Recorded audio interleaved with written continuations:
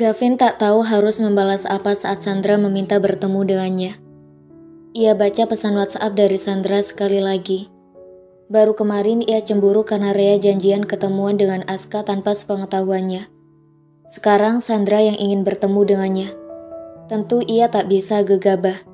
Ia harus meminta izin pada Rea. Awalnya Gavin memang tak mau melibatkan perasaan pada pernikahan ini. Sebenarnya ia pun berusaha menguatkan diri untuk tak jatuh cinta pada Rea dan mencoba membuat perempuan itu membencinya dengan bersikap atau berkata kasar padanya. Namun ia manusia yang memiliki hati, diperlakukan begitu baik oleh perempuan itu, dihormati olehnya, dan terlihat benar usaha Rea untuk menjadi istri yang baik untuknya, perlahan mengikis keangkuhannya. Kini wanita itu selalu ada dalam pikirannya. Ia akui, hidupnya jauh lebih baik setelah Rea hadir. Ia tak ingin menyakiti gadis itu. Ia tipikal yang menghargai komitmen, apalagi komitmen pada sebuah ikatan pernikahan. Gavin mengetik pesan WhatsApp untuk Rea. Mungkin lebih baik dia mengirim pesan dalam bahasa tulisan dulu agar lebih tertata bahasanya. Setelah itu, dia akan menelpon Rea. Sayang, aku mau ngasih tahu sesuatu. Tapi jangan marah dulu. Sandra ngajak aku ketemuan. Katanya ada yang mau dibicarakan. Ketemuan di tempat publik. Boleh apa enggak? Atau kamu mau ikut? Aku nggak mau ada salah paham. Tidak ada balasan dari Rea. Gavin takut Rea marah. Dia segera menelpon sang istri. Assalamualaikum. Waalaikumsalam. Pesanku kok nggak dibalas? Aku cuma minta izin. Kalau kamu nggak ngizinin, aku nggak akan ketemuan sama Sandra. Kalau memang ada yang penting, nggak apa-apa. Mungkin dia mau membicarakan hal penting. Aku nggak bisa ikut. Tadi Papa Andre telepon. Kita diminta ke sana untuk makan malam. Terus Papa bilang, aku disuruh ke sana duluan. Ya, mungkin aku bisa bantu Mama masak. Jadi aku akan ke rumah Papa. Kamu beneran gak keberatan aku ketemu sama Sandra? Iya, nanti aku nyusul ke rumah Papa. Sebenarnya aku agak keberatan sih. Tapi kalau aku melarang itu namanya egois. Yang penting kamu jujur sama aku tentang apa yang kalian bicarakan. Jangan ada yang disembunyikan. Aku percaya sama kamu. Gavin tersenyum. Ia bersyukur Rea mau mengerti dan percaya padanya. Oke, kamu jangan khawatir. Nanti aku ceritakan semuanya. Hati-hati di jalan ya. Apa aku perlu minta Pak Anto untuk mengantarmu? Gak usah, aku udah pesan taksi. Oke, hati-hati ya. Gavin mengulas senyum. Iya sayang, ya udah aku mau siap-siap dulu. Assalamualaikum. Waalaikumsalam. Gavin merasa lega setelah bicara dengan Rea. Ia membalas pesan WhatsApp Sandra. Ia bersedia bertemu dengan Sandra. Suasana coffee shop terlihat cukup ramai. Gavin dan Sandra duduk saling berhadapan dengan atmosfer yang canggung dan kiku. Gavin tak bisa membohongi perasaannya. Masih ada desiran kala melihat wanita itu. Ada yang mengatakan bahwa sejatinya laki-laki itu susah move on. Ketika ia menemukan seseorang yang sangat ia cintai, benar-benar dicintai, maka nama itu akan terus bertahta dan tersimpan selamanya di dasar hati. Kendati sang pria sudah berkali-kali ganti pasangan atau bahkan berpindah-pindah ranjang. Tentu Gavin tak ingin demikian. Ia sadar benar akan statusnya sekarang. Ia tahu tak seharusnya menyimpan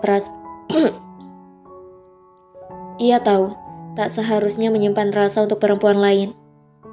Gavin menyadari dari seorang Rea ia sudah mendapatkan segalanya. Cinta, perhatian, masakan rumahan, rasa hormat, termasuk juga kepuasan ranjang. Harusnya ia tak lagi memikirkan Sandra atau perempuan lain. Hanya saja nostalgia masa lalu seakan membayang. Tentu bukan hanya dia. Siapapun akan sedikit terperangkap ke masa lalu jika dihadapkan pada kenangan masa silam. Bukan terperangkap pada rasa yang masih mengakar, tapi pada serangkaian kenangan yang berkelabat begitu saja.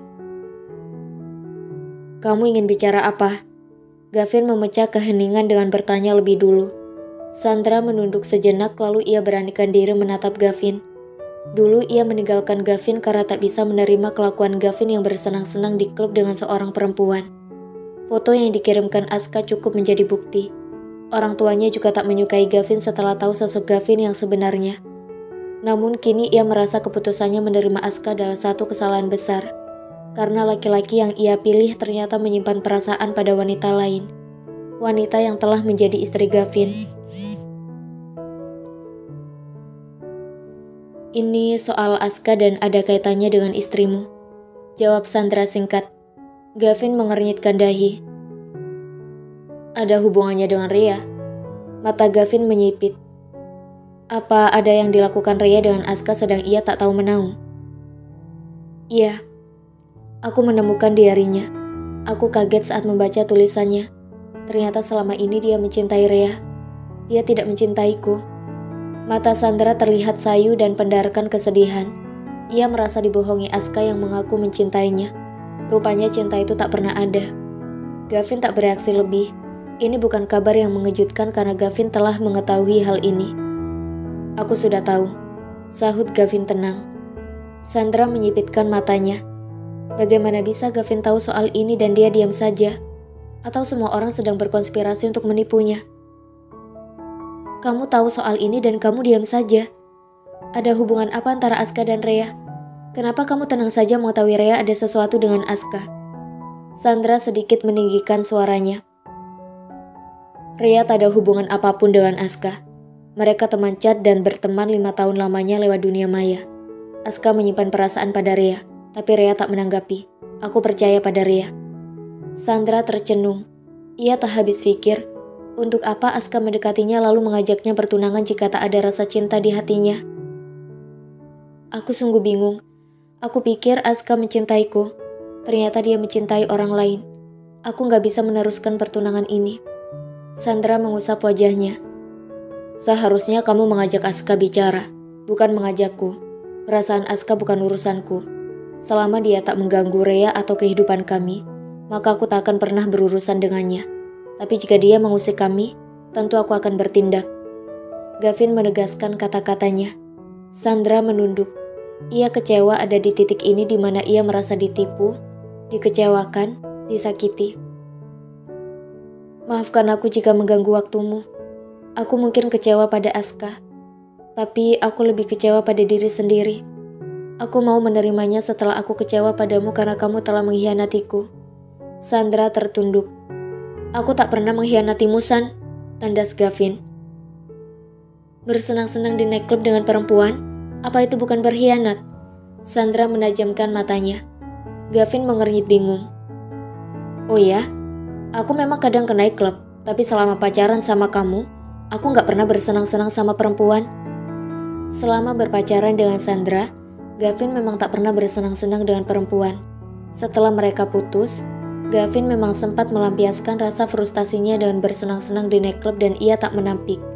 Terkadang ia bermain-main sedikit dengan perempuan-perempuan yang mendekatinya. Namun ia tak pernah mengajak seorang perempuan pun ke ranjang. Kamu gak usah mengelak. Aku mendapatkan fotomu saat sedang mabuk di nightclub dan di foto itu, kamu memangku seorang perempuan. Kamu memeluk dan mencium perempuan itu. Luka hati Sandra kembali menganga kala teringat akan foto yang memperlihatkan kebejatan Gavin di belakangnya. Gavin menyipitkan mata sekali lagi. Foto? Aku sama sekali gak tahu soal itu. Aku lupa. Sebenarnya aku jarang ke nightclub sampai mabuk. Siapa yang mengirim foto itu? Boleh aku lihat fotonya? Gavin terkejut bukan main. Ia sama sekali tak mengerti dengan apa yang dituduhkan Sandra. Aska yang mengirim fotonya. Foto itu sudah aku hapus, balas Sandra. Gavin memutar matanya. Ia mencoba mengingat kembali kejadian yang telah lalu. Kini ia ingat, Aska pernah mengundangnya ke nightclub untuk merayakan ulang tahunnya. Aku ingat, dulu Aska pernah mengundangku untuk merayakan ulang tahunnya di nightclub. Aku ingat dia menyuruhku minum banyak dan bisa saja aku mencium perempuan itu karena aku mabuk dan gak sadar. Sandra terperangah. Kini ia berprasangka buruk pada Aska bahwa Aska sengaja menjebak Gavin. Itu kenapa ia memotret Gavin yang tengah memeluk dan mencium perempuan dan mengirimkan padanya. Saat itu, Aska tengah mendekatinya dan bahkan sempat mengungkapkan perasaannya. Sandra mengusap wajahnya dan menghembuskan nafas kecewa. Aska telah menjebakmu. Dia sengaja memotretmu dan mengirimkannya padaku. Saat itu dia tengah gencar mendekatiku. Dia mendapatkanku dengan cara curang. Bulir bening menetes perlahan membasahi pipi Sandra. Aku melepaskanmu untuk seseorang yang penuh kecurangan dan tidak pernah mencintaiku. Sandra kembali mengusap air matanya. Gavin terdiam. Tentu ia kesal, marah, dan kecewa dengan ulah Aska. Kini ia mengerti. Aska ingin menghancurkannya dengan cara yang kotor. Dan ketika putus dari Sandra, hidupnya memang hancur. Di saat ia merasa lebih baik, ia tahu kejadian yang sebenarnya. Rasanya jauh lebih sakit dibanding saat awal putus dari Sandra. Mereka saling menatap sejenak dengan kepuran rasa yang tak terbaca. Jika saja Gavin belum menikah, mungkin ia akan mempertimbangkan untuk kembali pada Sandra. Namun ia menyadari posisinya sekarang. Dia sudah menikah. Ada Rea yang setia menunggunya pulang dan selalu menyiapkan masakan untuknya. Ia tak sampai hati jika meninggalkan Rea dan kembali pada cinta lamanya. Sandra menyesalkan semua yang pernah terjadi. Rasa itu masih utuh ia berikan untuk Gavin. Tapi ia juga tahu, Gavin sudah menikah dengan Rea. Semua ini tak akan mampu mengembalikan Gavin padanya. Apa ada yang ingin kamu bicarakan lagi? Tanya Gavin tanpa menatap gadis itu lebih lama. Sandra menggeleng. Tidak. Baiklah, kalau gitu aku permisi dulu. Gavin beranjak dan melangkah keluar dari coffee shop. Sandra terpaku menatap langkah Gavin yang kian menjauh.